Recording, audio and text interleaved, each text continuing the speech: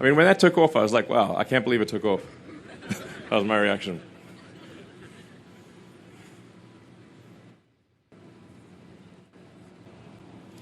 We took off twice last year. I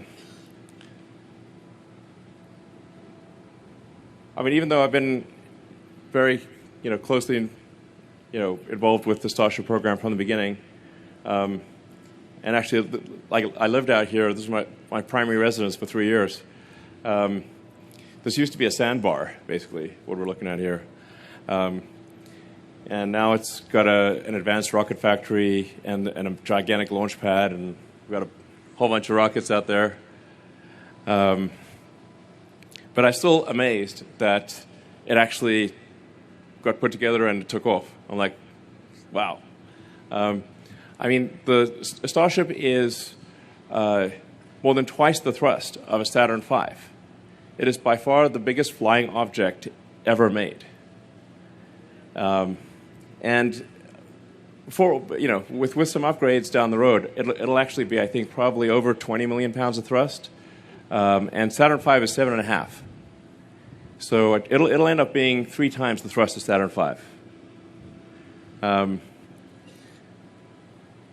it's going to fly a lot. It has to fly a lot.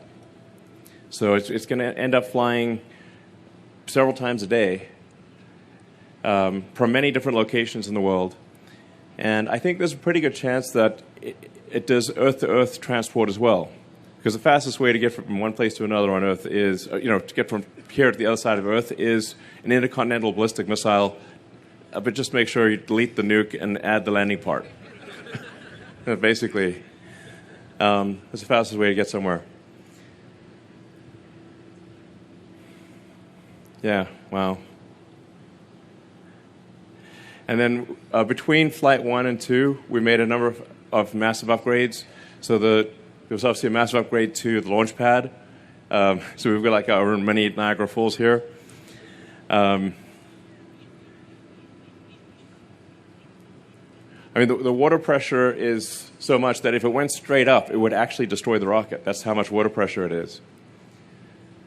So it's like, wow. And it worked. Actually, went and looked at one of the first things I went and looked at after the second launch was to check out the launch pad, because obviously after the first launch we dug a pretty big hole, and honestly it looked like it looked like there was no damage at all. Like you could just launch again basically for the pad itself. So it's great work by the team to radically improve the launch pad overnight. Yeah.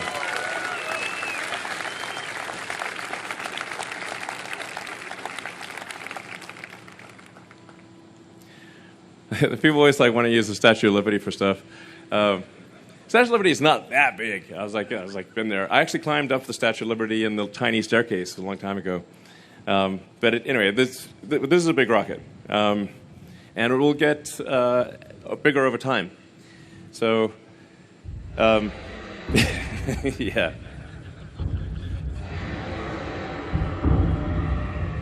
So I don't know if you guys watched Kong versus Godzilla. It's one of the most insane movies I've ever seen, but it's kind of entertaining in its sheer madness. And the crazy thing is that our launch tower is bigger than Mechazilla.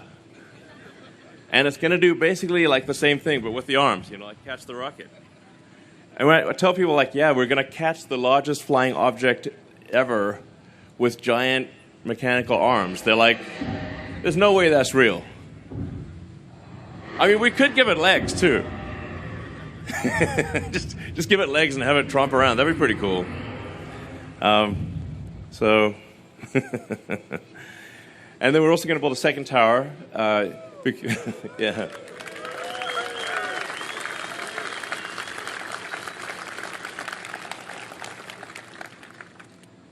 So we're going to really be launching a lot, and we're going to be upgrading one tower while we launch from another tower. So 2 towers is important. And there are actually so many upgrades between Flight 1 and 2 that it would actually take hours to go through them all. But one of the biggest upgrades was going from hydraulic to electric actuation of the engines. So that actually saved a lot of mass and complexity. So, yeah. The electric TVC, I mean, it was just, this is one of the biggest upgrades. We also massively upgraded the heat shield. The engines themselves were massively upgraded. Literally everything on the rocket was, like, there might have been thousands of upgrades between Flight 1 and 2. So really gigantic improvement between Flight 1 and 2, and also obviously many improvements between Flight 2 and 3. And then we've got a whole development plan to, like I said, ultimately get to a fully reusable rocket that does over 200 tons to orbit on a regular basis. Full reusability. Yeah.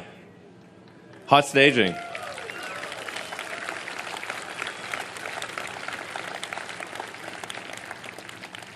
I mean, hot staging was a change that was basically, I don't know, just really within a space of like 3 or 4 months, maybe less, going from, or roughly that, going from previously just kind of like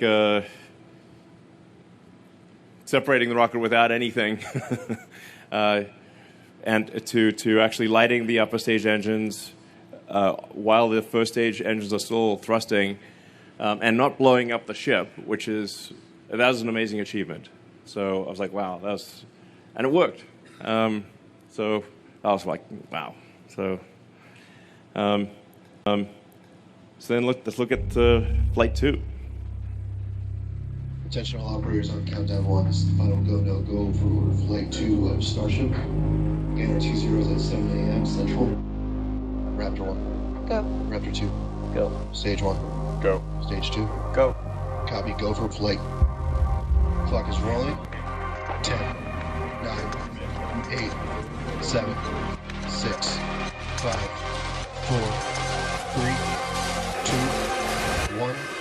We have liftoff.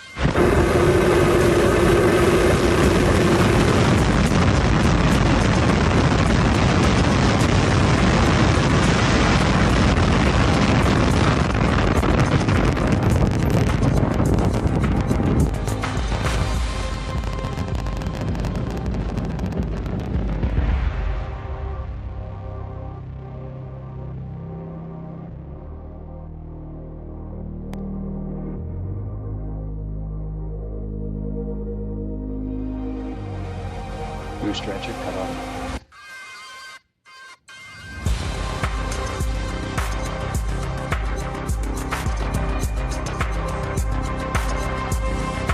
Stage separation.